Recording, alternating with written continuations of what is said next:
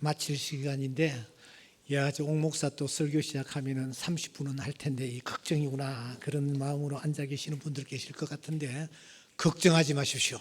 평소와 똑같이 마칠 것입니다. 네. 여러분, 마지막 수업이라는 단편을 알고 계시죠? 알퐁스 도테가 쓴 작품입니다.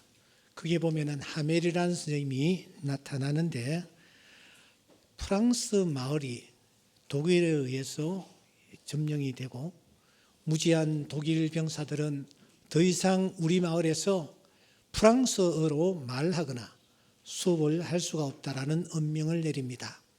바로 그날이 다가온 것입니다. 그날 선생님은 말쑥한 옷을 차려입고선 이 교단에 섰습니다. 학생들을 향하여 오늘이 마지막 수업이라는 사실을 알립니다. 그리고 강의를 하지요. 마지막 그는 칠판에다가 프랑스 만세라는 글귀를 크게 쓰고서는 수업을 끝냅니다. 그 수업 시간에 선생은 도대체 무슨 말을 했을까요? 프랑스 만세라는 그 글귀 속에는 도대체 어떤 메시지가 담겨져 있었을까요? 이 강단에서 말씀을 전할 시간이 점점 줄어들고 이제 한 서너 번이면은 이제 저도 이 강단에서 내려가야 될 것 같습니다. 그래서인지 마음이 좀 초급한 것은 사실입니다. 내가 생명처럼 사랑했던 교회, 내가 생명처럼 사랑했던 성도들에게 도대체 무슨 말씀을 전할 것인가, 이렇게 고민하고 있는데 주의 음성 영으로 저에게 들려주셨습니다. 내가 생명처럼 사랑했던 말씀이 어떤 말씀인지를 알려주면 되지 않겠느냐. 그래서 지난 주일부터 내가 생명처럼 사랑했던 말씀이 어떤 말씀인지를 여러분들과 함께 나누는 것입니다. 제일 첫 시간이 시편 23편이었습니다. 왜냐하면 성경 가운데서 제가 가장 사랑하고 있는 말씀이 시편 23편, 바로 그 말씀이 때문입니다. 여러분, 제가 마지막으로 부탁드립니다. 시편 23편은 꼭 외우실 수 있기를 바랍니다. 우리가 이 말씀을 외워야 할 두 가지 중요한 이유가 있습니다. 하나는 이 말씀 자체에 능력이 있기 때문입니다.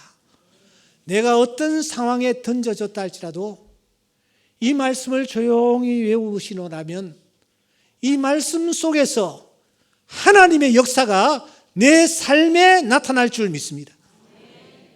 하나님은 역사하시되 말씀을 통하여 역사하시는 분이십니다. 빛이 있어라 하니까 빛이 있었습니다. 그 하나님의 말씀이 우리 삶 속에서 적용될 때에 그 말씀대로 역사가 나타나는 것입니다. 두 번째로 우리가 이 말씀을 외워야 할 중요한 이유 중에 하나는 우리가 하나님 앞에 섰을 때에 하나님께서 너 나를 사랑하느냐 물으실 것입니다. 사랑합니다. 사랑의 그 감정을 어떻게, 무엇으로 표현하겠느냐? 말씀으로 우리가 표현할 수가 있습니다. 하나님 앞에 하나님의 말씀을 우리가 암송하고 외워 올릴 때 하나님께서 기뻐하시며 우리를 당신의 나라로 인도하여 주실 줄 믿습니다. 그러므로 우리가 시편 23편은 꼭 외우며 그 말씀 앞에 섰을 때에, 하나님의 심판대 앞에 섰을 때에 우리 모두가 주저함이 없는 그런 자녀들이 되었으면 하는 것입니다. 오늘은 두 번째 시간입니다. 그러면은 내가 생명처럼 사랑하는 말씀, 두 번째 말씀은 도대체 어떤 말씀일까? 이 질문에 대해서 저는 주저함이 없습니다. 왜냐하면 내가 생명처럼 사랑하는 말씀이 생각났기 때문입니다. 그게 도대체 여러분 무엇일까요? 어떤 말씀일까요? 저는 또 외우고 있는 말씀이 하나 있습니다. 그것은 로마서 8장입니다. 이 로마서 8장을 저는 삶의 현장에서 수없이 외우곤 합니다. 버스를 탈 때라든지 차를 운전할 때라든지 지하철 속에서 눈을 조용히 감고 이 로마서 8장 1절부터 39절 말씀까지를 외우고 있노라면 하나님께서 나에게 임재하시고 내가 안고 있는 문제들을 해결해 주시는 이런 놀라운 체험과 기쁨을 저는 맛보고 있습니다. 사실 제가 로마서 8장을 이렇게 묵상하고 외우게 된 것은 신학교 교수님들 때문이었습니다. 신학교에 갓 입학했을 때에 제 학교에는 세 분의 박사님이 훌륭한 박사님이 계셨습니다. 오병세, 이근삼, 그리고 홍반식, 이 세 분의 이 박사님들은 참 훌륭한 분들이셨습니다. 이분들이 체프를 인도할 때마다 이 로마서 8장에 대한 중요함을 강조했습니다. 그분들은 다른 학자들의 견해를 인용하면서 로마서 8장을 우리에게 이렇게 소개했습니다. 로마서 8장, 이 말씀은 성경 전체를 통해서 흐르던 여러 갈래의 강물들이 로마서 8장에 이르러 하나의 생명수강을 이루어 어린 양 보좌를 향하고 있다. 요한계시록에 보면은 어린 양 보좌를 향하는 그 생명수강이 있는데 바로 그 표현을 하고 있는 것입니다. 또 말씀하셨습니다. 성경에서 로마서를 지환이라고 한다면 이 8장은 이 지환에 박혀 있는 다이아몬드와 같다. 그만큼 중요하다라는 뜻이 되겠죠. 또 어떤 분은 이렇게 말씀합니다. 만약에 성경책이 불의의 사고로 다 불타 없어진다 할지라도 그 중에 이 로마서 8장만 있으면 구원을 받을 수 있다. 우리는 성경이 1189장으로 알고 있습니다. 나머지 1188장이 다 불타 우리 눈에서 사라진다 할지라도 로마서 8장만 있으면 구원을 받을 수 있다는 겁니다. 그만큼 로마서 8장은 중요하다라는 사실을 배웠습니다. 그래서 그때부터 로마서 8장에 관심을 가지고 로마서 8장을 외우고 또 외우는 것입니다.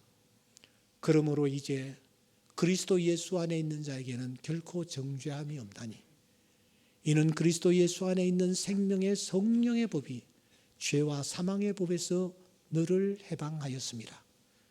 율법이 육신으로 말미암아 연약하여 할 수 없는 그것을 하나님은 하시나니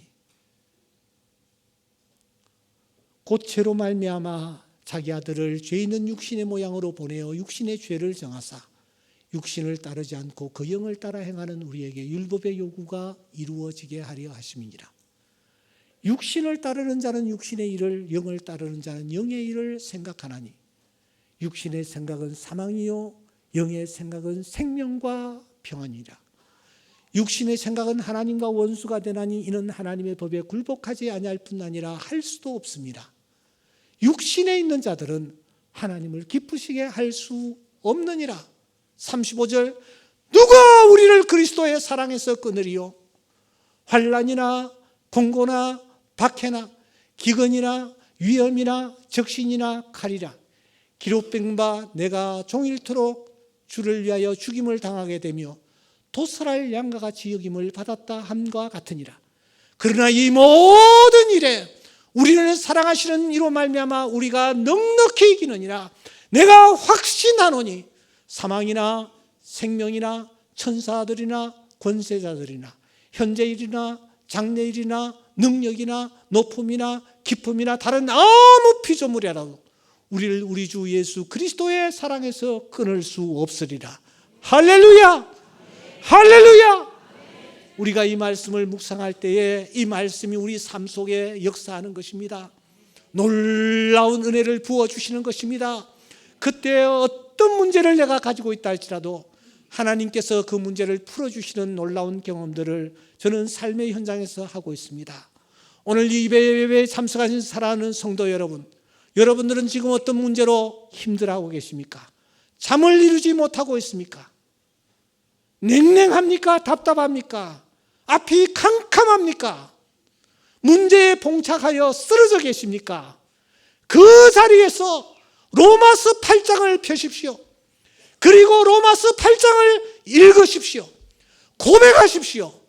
그때에 이 바울의 하나님이 우리의 하나님이 되셔서 우리 삶의 현장에 찾아오시고 우리를 일으키시며 우리에게 은혜를 베풀어 주시는 놀라운 경험을 맛보게 될 줄 믿습니다. 지난 시간 우리는 23편을 함께 나누면서 23편 바닥에 도도히 흐르는 강물이 있다라는 것을 확인한 바 있습니다. 그 강물이 무엇이었습니까? 그것은 감사였습니다. 이 시편 23편에 감사라는 단어가 단 한 번도 등장하지 않고 있지만 시편 23편을 조용히 읽으려면 이 다윗이 하나님을 향하여 감사를 고백하는 것을 우리는 놓칠 수가 없습니다. 여호와는 나의 목자시니 감사합니다.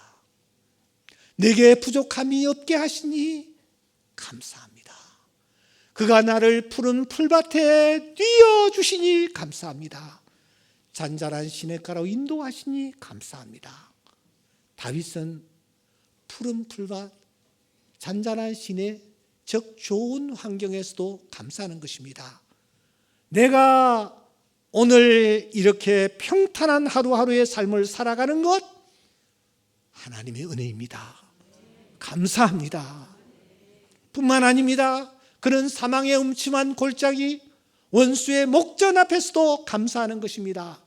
합력하여 선을 이루시는 하나님, 결국은 우리로 하여금 소원의 항구로 우리를 이끄시는 하나님, 그래서 풍랑도 필요하며 그래서 캄캄한 터널도 필요하다, 이 믿음으로 이 다윗이 하나님 앞에 감사를 표하는 것입니다. 다시 말하면 고난 앞에서도 그는 하나님의 뜻이 있다라는 사실을 기억하고 감사하는 것입니다. 더 나아가 그가 진정으로 감사하는 것은 의의 길, 여호와의 집, 무슨 말입니까? 나에게 믿음을 주셔서 믿음의 길을 걸어갈 수 있도록 은혜 베풀어 주심에 이 다윗은 감사하는 것입니다. 사랑하는 성도 여러분, 우리 모두 다윗처럼 평탄한 환경이 펼쳐질 때에 하나님의 은혜입니다 하고 감사하는 자 되기를 바랍니다. 나의 나 된 것은 전적으로 하나님의 은혜입니다. 이 감사의 고백이 우리 삶 속에 있어야 합니다. 더 나아가 힘들고 어려운 상황이 내 앞에 설령 펼쳐진다 할지라도 좌절하거나 쓰러지지 말고 그 자리에서 하나님의 깊은 뜻을 깨달으며 하나님이 선하게 나를 인도해 주실 것을 믿음으로 고백하는 것입니다. 이 풍랑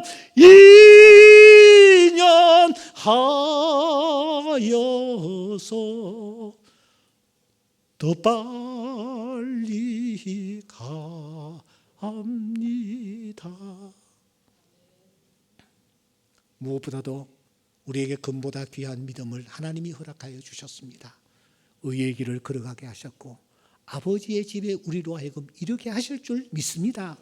이 하나님을 신뢰하면서 우리가 나아갈 때에 다윗의 하나님이 나의 하나님이 되셔서 나의 필요를 채워주시고 나의 걸음을 인도해 주시는 놀라운 영적 경험이 우리에게 있게 될 줄 믿습니다.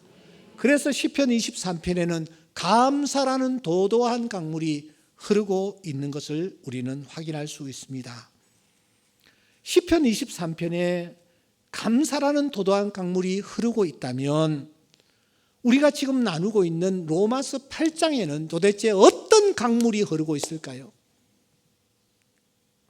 어떤 강물이 지금 밑바닥에서 흐르고 있을까요? 로마서 8장을 가리켜 여러 갈래의 물결들이 하나로 모아서 큰 생명수 강을 이루고 있다. 로마서를 가르쳐서 지환의 다이아몬드와 같다. 로마서를 가리켜서 다른 성경이 다 불타 없어진다 할지라도 이 8장만 있으면 구원을 받을 수 있다 라고 하는데 도대체 이 말씀의 핵심이 무엇일까 하는 것입니다. 이런 말씀의 핵심은 로마서 8장 속에 기독교의 핵심이 담겨져 있다는 뜻을 표합니다. 그럼 여러분, 기독교의 핵심이 도대체 무엇일까요? 무엇일까요? 전 세계에는 약 2만 5천여 개의 종교가 있습니다. 그 종교들마다 나름의 특징을 가지고 있습니다. 그리고 그 종교들 특징을 한 단어로 요약할 수가 있습니다. 그러면 여러분, 기독교만의 정체성, 기독교를 규정할 수 있는 한 단어가 있다면 도대체 그 단어가 무엇일까요? 얼마 전에 한 교우가 소천을 했습니다. 소식을 접한 여러 교우들이 조문을 했습니다. 저는 아직 상가에 가지 못한 상황에 있는데 카톡이 저에게 하나 날아왔습니다. 내용적 이런 내용이었습니다. 목사님께서 상의 드릴 일이 있습니다. 다름이 아니고 제가 상가에 와보니까 전면 좌우에 화환 2개가 놓여 있는데 하나는 교회에서 목사님이 보낸 것이고 또 하나는 어떤 분이 보낸 것이었습니다. 그런데 어떤 분이 보낸 그 화한 리본에 삼가 고인의 명복을 빕니다. 이런 내용이 적혀져 있습니다. 목사님, 명복은 불교에서 사용하는 용어 아닙니까? 앞으로 교인들이 조문을 많이 올 텐데 너무 눈에 띕니다. 그 리본만이라도 잘라버리는 것이 어떨까요? 그런 내용이었습니다. 여러분, 그때 제가 무엇이라고 답을 했겠습니까? 한참 고민을 하다가 이런 답을 썼습니다. 리본은 일반적으로 2개입니다. 리본이 2개죠, 이렇게. 그 중에 하나를 싹둑 잘라버린다면 더 이상하지 않을까요? 무엇보다도 상주 측에서 그 화환을 무게 있게 생각하고 앞에 놓아둔 것 같은데 하면서 가끔씩 상가에 가면은 제단을 만들고 과일과 음식을 차려놓는 경우가 있지 않습니까? 그렇다고 목사가 이거 치우시오. 치워야 예배를 드릴 수 있습니다. 이렇게 할 수는 없지 않습니까? 그렇게 제가 답을 보냈어요. 그러니까 답이 다시 왔습니다. 목사님께 먼저 말씀드리길 참 잘한 것 같습니다. 그래서 수습이 되었습니다. 사실 그 뒤에 제가 상가에 가보니까 그 글자가 눈에 크게 들어오긴 들어왔습니다. 명복이라는 이 용어, 저성, 염라대왕과 관련이 있습니다. 저성에서 복받기 바랍니다. 그런 뜻입니다. 물론 정중한 예를 담고는 있습니다. 하지만 불교 색채가 아주 물씬 풍기는 그런 것이 분명합니다. 이렇게 어떤 단어는 그 단어 하나가 그 종교를 대변하곤 합니다. 그러면 기독교를 규명하는 단어는 무엇일까요? 사랑일까요? 소망일까요? 믿음일까요? 언젠가 영국에서 종교학자들이 모였습니다. 그들은 현존하는 종교를 한 단어로 규명해 보기로 했습니다. 유교, 그들은 예라는 단어로 유교를 규명했습니다. 불교, 자비라는 단어로 불교를 한 단어로 규명했습니다. 이슬람, 인샬라로 규명했습니다. 이렇게 하나씩 하나씩 종교를 규명해 가는데 기독교 차례가 됐습니다. 그런데 기독교를 한 단어로 규명하는 것은 쉽지 않았습니다. 논란이 되고 있었습니다. 고심이 깊어졌을 그때에 그 유명한 C.S. 루이스 박사가 입을 열었습니다. 은혜입니다. 은혜라고 생각합니다. 그때 참여한 모든 학자들이 고개를 끄덕이며 그렇다. 기독교를 가장 잘 드러내는 단어가 있으니 그 단어가 은혜다 하는 것입니다.